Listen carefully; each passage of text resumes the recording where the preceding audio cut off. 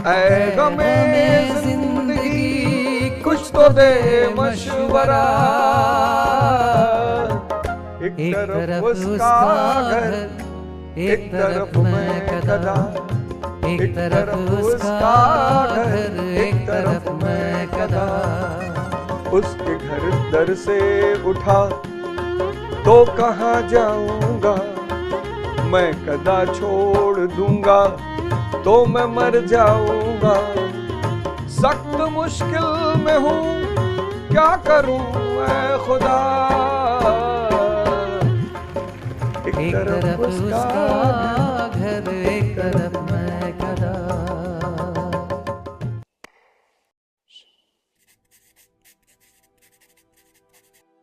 इस धारावाहिक के 25 एपिसोड देखने के बाद आप में से बहुत लोगों को एहसास हुआ होगा कि जीवन का मूल उद्देश्य क्या है। जीवन का मूल उद्देश्य भौतिक उपलब्धियां नहीं है। भौतिक उपलब्धियां आध्यात्मिक शक्तियों की गुलाम है। बस इतनी सी बात समझने के लिए भौतिक, ये जो हमें दिखाया जाता है भौतिक उपलब्धियां, भौतिक उपलब्धि यानी मटेरियल अचीवमेंट्स, पत्नी, पति, महल, गाड़ी, एटसेट्रा एटसेट्रा एटसेट्रा। ऐसा नहीं कि इनको छोड़ना है, नहीं रखना है, इनके पीछे नहीं भागना है। बड़ा कंफ्यूजिंग सा एटमॉस्फेयर मानव के लिए हो जाता है। पंकज उदास साहब ने कहा ना, एक तरफ उसका घर, एक तरफ मैं कदा।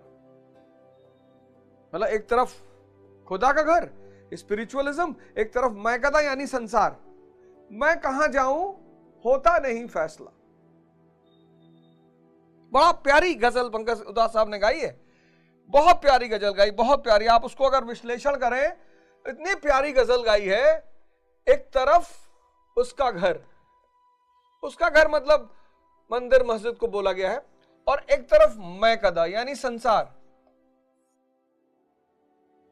एक तरफ उसका घर, एक तरफ मैं कदा।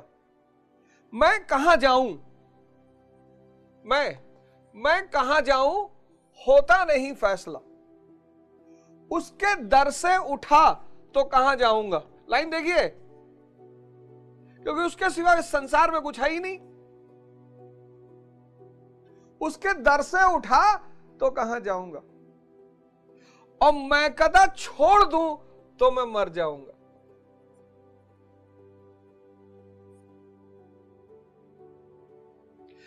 ऐ गमे जिंदगी कुछ तो दे मशवरा। ऐ गमे जिंदगी कुछ तो दे मशवरा। एक तरफ उसका घर, एक तरफ मैं कदा। एक तरफ उसका घर, एक तरफ मैं कदा। उसके घर दर से उठा तो कहां जाऊंगा, मैं कदा छोड़ दूंगा तो मैं मर जाऊंगा। सख्त मुश्किल में हूं, क्या करूं ऐ खुदा। एक तरफ उसका घर, एक तरफ मैं कदा। बड़ी प्यारी गजल। उसके दर से उठा तो कहां जाऊंगा। इस पूरे ब्रह्मांड में उसके सिवा कुछ है ही नहीं, उसको छोड़ के जा ही नहीं सकते। और संसार छोड़ दो तो खत्म। यही तो गुरुदेव ने कहा गीता में कि साधु बनना यानी मरने के समान है। लेकिन जो व्यक्ति साधना करेगा, जागृत होता चला जाएगा, जागने लगेगा, इंद्रियों से चैतन्य की तरफ बढ़ने लगेगा, उसे कुछ भी छोड़ने की जरूरत नहीं है। कुछ भी, आप कुछ भी मत छोड़िए। बस जागिए।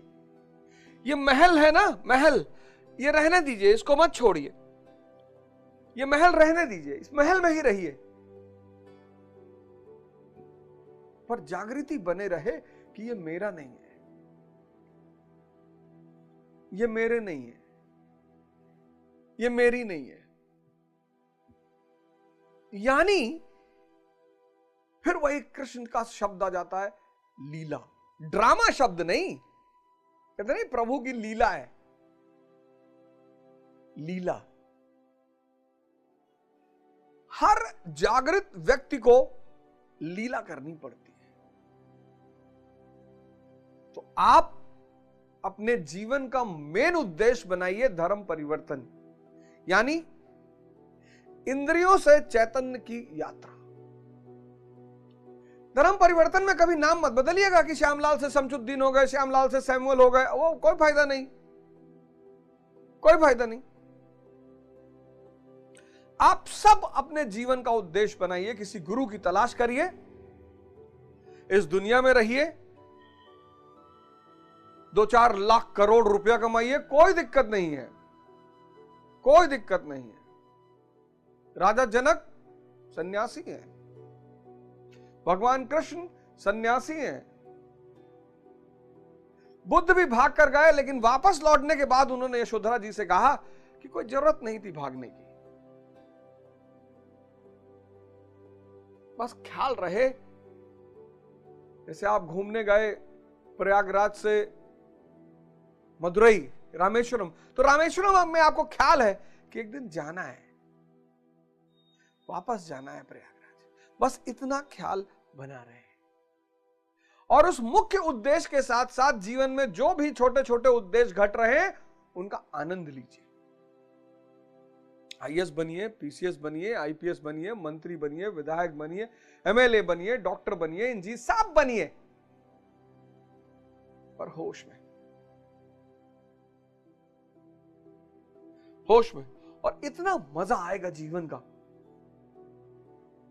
यही बात भगवान कृष्ण 12वें श्लोक में कह रहे हैं अर्जुन से, न तो वाहम जातुम नाशम न तुम नेमे जनाधिपा न चैव न भविष्यामः सर्वे वयमतः परम। बोले अर्जुन ऐसा नहीं है कि सद्गुरु किसी काल में नहीं था, शिष्य किसी काल में नहीं थे, हमेशा हमेशा। इसलिए इस देश ने गुरु पे बड़ा बल दिया, भारत देश ने गुरु पे बड़ा बल दिया, बहुत बल दिया। गुरु आज भारत देश को फिर से इस गुरु के महत्व को स्वीकार करते हुए इसे परम स्थान देना पड़ेगा। कुछ बात है कि हस्ती मिटती नहीं हमारी, सदियों रहा है दुश्मन दौरे जहां हमारा। बस इन्हीं की वजह से हमारी हस्ती नहीं मिटती। गुरु यानी प्रकाश, वो व्यक्ति जो चैतन्य पर आ चुका है, चैतन्य ही हो चुका है।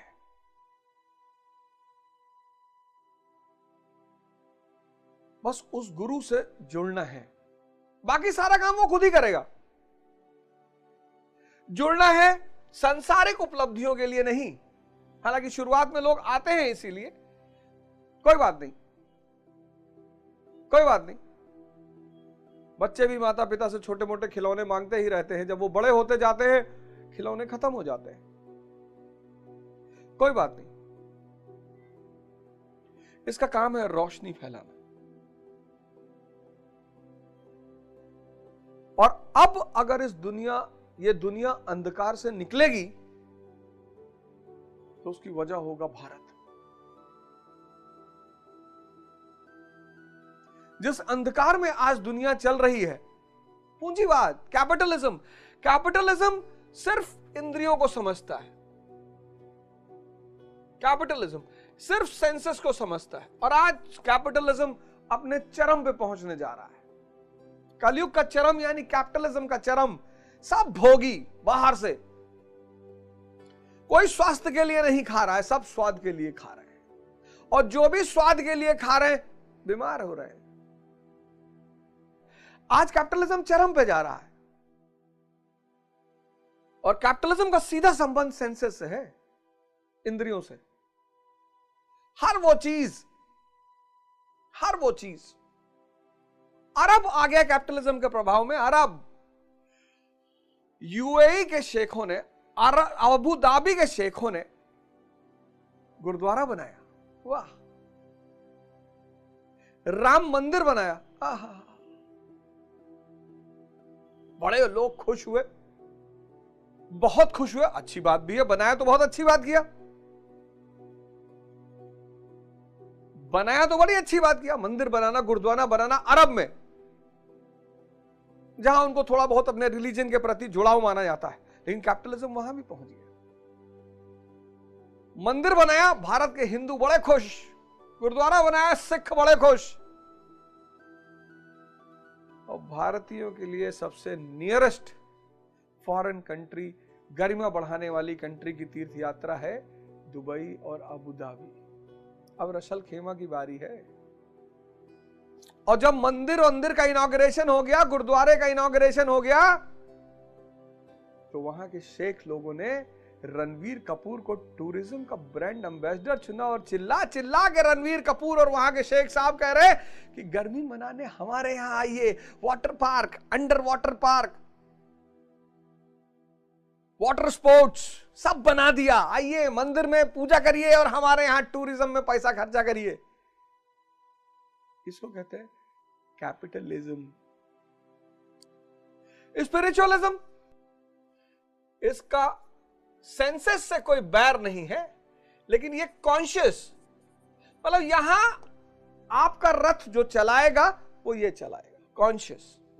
आप खाना खाएंगे हेल्थ के लिए, यहां आप खाना खाएंगे टेस्ट के लिए, यहां आप मूवी देखेंगे इंफॉर्मेशन या नॉलेज बढ़ाने के लिए, यहां आप मूवी देखेंगे सिर्फ मजे के लिए। उसमें क्या था आपको जानना ही नहीं है, उसका क्या मैसेज था आपसे मतलब ही नहीं है।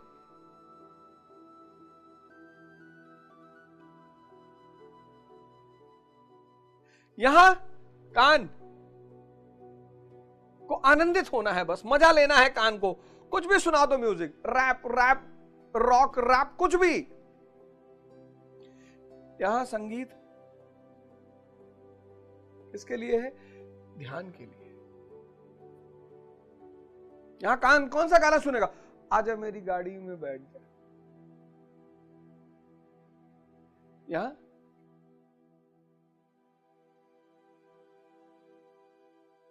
सांसों की माला से सुमिरू में पी का नाम, क्योंकि कॉन्शियस इंद्रियों का इस्तेमाल करेगी लेकिन सेंसिबली करेगी। इसलिए तो मैं आपसे बार बार हाथ जोड़ के कह रहा हूं, ध्यान की तरफ आइए, कुछ नहीं छूटेगा। आपका रथ वो श्री कृष्ण चैतन्य अपने कमांड में ले लेगा। चुनौतियां आएंगी, युद्ध चलेंगे, लड़ाइयां चलेंगी, आप जिंदगी की कोई जंग हारोगे नहीं। और यहां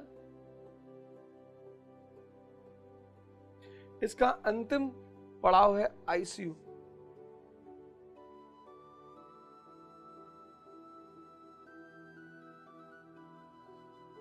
इसका अंतिम पड़ाव है आईसीयू, और इसका अंतिम पड़ाव है समाधि।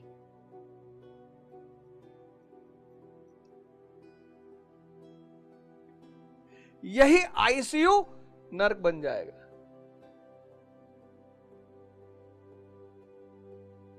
पचास सिरिंज 70 साल की उम्र में किसी की बॉडी में लगी है, 50 सिरिंज।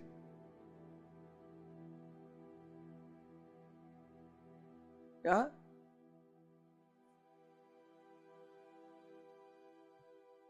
इसलिए मैं आप सबको आमंत्रित कर रहा हूं, टेस्ट के लिए भी खाइए, कोई बात नहीं। कभी कभी मजे के भी मोड में आ जाइए, कोई बात नहीं। अंधे मत बनिए, ऐसा नहीं ये सब छोड़ दीजिए, लेकिन सेंसेस को इस चैतन्य के अधीन कर लीजिए। हम सब भी पी लीजिए, पैटीज भी खा लीजिए, केएफसी भी चले आइए, पर ऐसा ना हो कि 10 लीटर थम्स अप ही पी गए। करिए सब कुछ, और सबसे बड़ा काम करिए, इस गुरु की शरण में आ जाइए, ढूंढिए। जब तक महाराज जड़गानंद है तब तक वो आपके लिए रोशनी है ही है। ये संत, ये देश इन्हीं का है, ये देश इन्हीं का है। आइए, सक्तेशगढ़ महाराज जी हैं, सैटरडे को आ जाइए, आपकी छुट्टियां होंगी, उनका सत्संग सुनिए आंख बंद करके। एक सुबह 8 बजे, एक शाम को 4 बजे। ऐसे बहुत सारे संत भारत में हैं, किसी को पकड़ लीजिए। यही तो भगवान कह रहे हैं 12वें श्लोक में कि ना तो ऐसा ही है कि मैं अर्थात सदगुरु किसी काल में नहीं था, अथवा तू अनुरागी अधिकारी अथवा जनाधिप राजा लोग अर्थात राजसी वृत्त में पाया जाने वाला अहम नहीं था, और ना ही ऐसा ही है कि आगे हम सब नहीं रहेंगे। सदगुरु सदैव रहता है, अनुरागी सदैव रहते हैं। यहाँ योगेश्वर ने योग की अनादिता पर प्रकाश डालते हुए भविष्य में भी उसकी विद्यमानता पर बल दिया है। मरने वालों के लिए शोक न करने के कारण बताते हुए उन्होंने कहा, यह अगला श्लोक है, इसको आप अपनी चॉइस लीजिए, अपनी ढूंढ लीजिए, ये आपके रथ को आपके चैतन्य से पकड़वा देगा। इसका यही काम है। दिए के बगल जब एक दिया लाओगे तो दूसरा वाला दिया भी जलेगा। महीने में एक बार चले आइए, प्रणाम कराइए, सिर्फ प्रणाम कराइए, फोटो सोटो इस सब चक्कर में मत पड़िए। भैया मिला दो, भैया भैया पैर छू ले, भैया आशीर्वाद दो, सबको आशीर्वाद बही रहा है उनसे, और कुछ बही नहीं रहा है। गंगा में अमृत छोड़कर बह क्या रहा है? अब तो पोल्यूशन है, वरना गंगा में अमृत छोड़ के कुछ बह ही नहीं रहा था। ऐसे गुरु है, वहां आशीर्वाद छोड़ के कुछ बह ही नहीं रहा है। ऐसा नहीं कि आप जाके पैर छू लेंगे तो आपको थोड़ा ज्यादा मिल जाएगा, ऐसा नहीं है। लेकिन आंख बंद करके अगर 1 घंटा उन पर आप ध्यान लगाएंगे तो उनकी जो चेतना बह रही है उससे आपको बहुत फायदा मिलेगा। आपकी विशुद्धियां खत्म होगी, आपके अंदर पॉजिटिव विचारों का उद्भव होगा, और धीरे धीरे आप करंट से जुड़ने लगेंगे। बस अपने काल के सदगुरु को पहचानिए और उनके करीब जाइए। चॉइस आपकी है, चुनाव आपका है, पर गुरु को ढूंढिए जरूर। अगर आप गुरु नहीं ढूंढेंगे तो क्या होगा? वही पौराणिक दृष्टिकोण, वही पौराणिक व्यू, पौराणिक दृष्टिकोण में फंसे रहेंगे, वही पंडितों जैसी बातें करेंगे आप, जैसे अर्जुन कह रहा है, वही स्वर्ग की लालसा कि जो भी कर रहा हूं अच्छा ही कर रहा हूं। 10,000 रुपया महीना हर महीना दान कर जाई थे, अभी भैया स्वर्ग ना मिली। गाय का 4 दिन रोटी खवाई थे डेली, 4 रोटी डेली खवाई थे, कुकरक खवाई थे भैया। जो उन कुछ हो सके थे तो उन गुरु महाराज का दानो पुण्य कर दी थे भैया, बहु स्वर्ग न मिली, तो क्या करे, ये सब करी थे। ये पौराणिक दृष्टिकोण है, इसी में तो सब फंसे हैं, सब पंडित बने हुए हैं, सबको पता है। पिछले अध्याय में कहते हैं श्री कृष्ण अर्जुन से कि तू पंडितों जैसी ज्ञान इंफॉर्मेशन इतनी इकट्ठा कर लियो, असली बात पता ही नहीं, असली बात जानते ही नहीं। तो सबसे पहला काम यह करिए कि किसी गुरु, क्योंकि हर काल में गुरु मौजूद है, हर काल में शिष्य मौजूद है, किसी गुरु का तलाश करिए। जीवित गुरु, जो गुरु शरीर छोड़ चुके हैं वो तो यदा कदा धरती पर आते ही रहते हैं, लेकिन पता नहीं किस लोक में विद्यमान हो। जीवित गुरु से सीधा फ्लो जारी रहता है। बड़े भाग्य से मानव का जीवन मिलता है, और उससे बड़े सौभाग्य से गुरु मिलता है। 12वां श्लोक कि हर युग में गुरु भी था, शिष्य भी था, हर युग में, और ये कभी खत्म नहीं होगा, क्योंकि करुणावश बोधिसत्व धरती पर, महायान का सिद्धांत यही तो है, बोधिसत्व का सिद्धांत। जब बुद्ध धर्म का महायान पढ़ोगे तो बोधिसत्व का सिद्धांत है कि हर युग में करुणावश कोई ना कोई जागृत आत्मा धरती पर आएगी बहुत लोगों को अंधकार से बाहर निकालने के लिए। यही तो गीता कहती है, यदा यदा ही धर्मस्य ग्लानिर्भवति भारतात् अभ्युत्थानम् अधर्मस्य तदात्मानं सृजाम्यहम्। हर युग में कोई ना कोई आएगा, वो चैतन्य का नेचर है, निष्ठुर कभी नहीं हो सकता। वो आएगा और बड़ी सारी आत्माओं को जगा कर जाएगा और फिर वो आत्माएं किसी दूसरे के लिए प्रकाश बनेंगी, किसी दूसरे के लिए रास्ता बनेंगी। मुसलमान क्यों परेशान है? इस सिद्धांत गुरु है ही नहीं उनके पास, पुरोहित बहुत है, सिर्फ पुरोहित ही है और ये उलट बांसी बोलेगा। आगे मैं समझाऊंगा, उलट बांसी, उल्टी बातें करेगा, मिस्टिसिज्म की बातें करेगा, रहस्य की बातें करेगा। आप कहोगे यार ये तो किताब में लिखा ही नहीं है। किताब में हर चीज नहीं लिखी होती, किताब में सिर्फ इशारे होते हैं। किताब में हर चीज नहीं लिखी होती, किताब में इशारे होते हैं। सिखों का देखो आज तक जलवा चल रहा है, गुरु, और सिखों ने गुरु की जाति धर्म कभी नहीं देखी। गोल्डन टेंपल है, उसकी नींव किसने रखी? मियां मीर ने। आदि ग्रंथ में सबसे ज्यादा दोहे कबीर के हैं, शेख फरीद के हैं, बाबा फरीद के हैं। देखो सिखों का जलवा। और जिस दिन सिख गुरु को साइड लाइन करके सिर्फ ग्रंथि पे डिपेंडेंट हो जाएगा, वही जो हिंदू मुसलमान का हाल है वही उनका भी हो जाएगा। चमकने के लिए जलना पड़ेगा और जलने के लिए किसी जले हुए दिए के करीब आना ही पड़ेगा, कोई रास्ता है नहीं। तो गीता के इस 12वें श्लोक से हम सब एक प्रण लेते हैं कि भाई अध्यात्म के रास्ते का वर्णन करना है और जीवन का महाउद्देश्य बनाना है धर्म परिवर्तन, यानी इंद्रियों से चैतन्य की प्राप्ति, और इस पूरी दुनिया को रोशन करना है। जय हिंद, जय भारत।